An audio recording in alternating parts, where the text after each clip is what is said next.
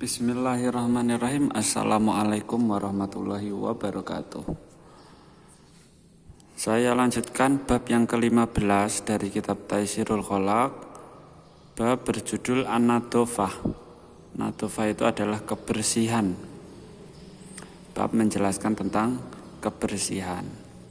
I'lam, ketahuilah, anna nadhofatal badani, sesungguhnya kebersihan badan, wasaubi wal makan, pakaian dan juga tempat,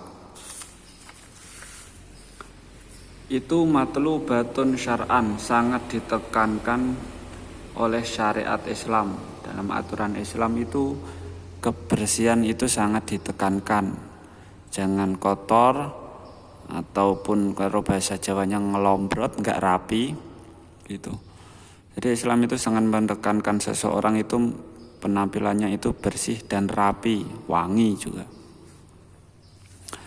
Fayambaghi lil insani tandifu badanihi. Maka sepatutnya bagi seseorang itu membersihkan badannya. Muta'ahidan sya'ra ra'sihi bitasrihi wa duhni. Dan juga menjaga rambutnya dengan memakai sisir dan minyak rambut. Maksudnya ya kalau punya rambut jangan dibiarkan gak terawat, ya disisir. Ya kalau perlu dipakai minyak rambut, dipakaikan minyak rambut agar terkesan bahwa seorang muslim itu enggak bahasa Jawanya itu enggak ngelombrot. Jadi harus rapi. Terkesan orang tersebut orang rajin, bersih dan rapi. Wa udhunaihi bil ghusli wal mashi wa fahu bil matmadah wasiwak. Dan jagalah telingamu dengan membasuh. Bersihkanlah telingamu dengan membasuh dan mengusapnya, dikosoi bahasanya. Wa fahu bil matmadah, dan bersihkanlah mulutmu dengan berkumur dan bersiwak. Kalau sekarang bisa dengan sikatan, kalau dulu memakai siwak. Kalau sekarang sikat gigi. Wa angfahu bil istinsyaki, dan bersihkanlah hidungmu dengan istinsyak. Istinsyak itu adalah menyerap air ke dalam hidung, dibersihkan dengan cara menyerap air ke dalam hidung, wal istinsyari, dan menyemprotkannya keluar. Itu agar rongga hidung kita bersih. Cara Nabi membersihkan hidung adalah istinsyak dan istinsar. Istinsyak itu menyerap, menghisap air di dalam hidung lalu menyemprotkannya. Itu namanya istinsar. Wa adhafirahu bi ghusli ma tahtahu, dan bersihkanlah kukumu dengan membasuh sesuatu yang ada di bawahnya. Kalau kita kuku-kukunya hitam itu dibersihkan agar apa? Bahwa kita itu terlihat orang yang bersih, bukan kotor, bukan. Kalau orang yang bersih itu kan penampilannya disukai banyak orang. Jadi kita lihat kenapa kadang orang itu tidak suka mendekati kita, mungkin karena kita itu kurang bersih, kurang rapi ataupun bau semisal bang. Jadi bersihkanlah badanmu dan perbaiki penampilanmu. Insya Allah walaupun wajah ataupun tubuh kurang menarik, tapi orang-orang itu merasa nyaman ketika berada di dekat kita. Jadi perbaiki dulu penampilanmu agar orang-orang itu menyukaimu. Itu adalah anjuran syariat. Meskipun penampilan kurang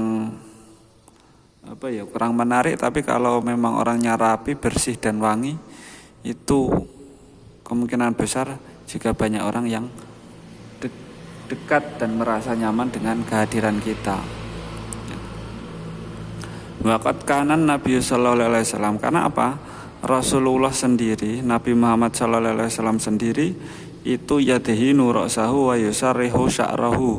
Rasulullah itu meminyaki rambut beliau dan juga menyisir rambut beliau. Rasulullah itu rambutnya itu enggak keriting, enggak lurus, berumbak. Tapi beliau menyisir dan meminyakinya. Rasulullah itu orangnya rapi, wangi, bersih. Jadi banyak disukai orang. Penampilan beliau itu seperti itu, enggak bau. Rasulullah sendiri juga hobi memakai minyak wangi. Wayam bagi lahu aiton tantifu saubihi bil ma'i wahdah. Dan juga sebaiknya seseorang itu mencuci bajunya dengan air au ma'a sabunin atau disertai dengan sabun. Ini taja ila dzalik, kalau memang diperlukan. Jadi kalau memang baju itu sudah kotor dan waktunya dicuci, ya dicuci. Jangan sampai menumpuk sampai baju sudah 3 hari enggak dicuci. Itu tidak mencerminkan kita mengikuti aturan syariat. Aturan syariat itu ya kalau memang baju sudah waktunya dicuci dan kotor, ya dicuci dengan air dan sabun. Kenapa? Itu juga keuntungannya akan kembali kepada kita. Nah, seseorang yang bersih, rapi dan wangi itu banyak disukai orang. Beda lagi kalau walaupun orangnya semisal tampan ataupun cantik, nggak suka mandi, nggak suka cuci baju, itu kemungkinan dijauhi orang itu sangat besar sekali. Jadi ya harus sebagai seorang muslim yang baik, jagalah kebersihan, kerapian diri dan bau badan dan bau mulut ataupun lain sebagainya. Wa kadzalika, contoh lagi ya ketika ingin mencari jodoh, jadi perbaiki dulu penampilanmu agar orang-orang itu mudah mendapatkan perhatian kamu. Kebalik, agar kamu itu mudah mendapatkan perhatian orang-orang. Jadi perbaiki dulu penampilan dengan baju yang rapi, wangi, badan yang rapi dan wangi, rambut yang disisir rapi dan wangi. Insya Allah mudah mendapatkan sesuatu, bisa jodoh ataupun pekerjaan kan, mudah disenangi orang. Wa kadzalika yang bagi lahu tantifu makanihi. Dan juga lagi bagi seorang muslim itu seharusnya untuk menjaga atau membersihkan tempat tinggalnya, rumah, kamar. Apalagi kalau anak muda itu paling malas untuk membersihkan kamar ataupun rumahnya.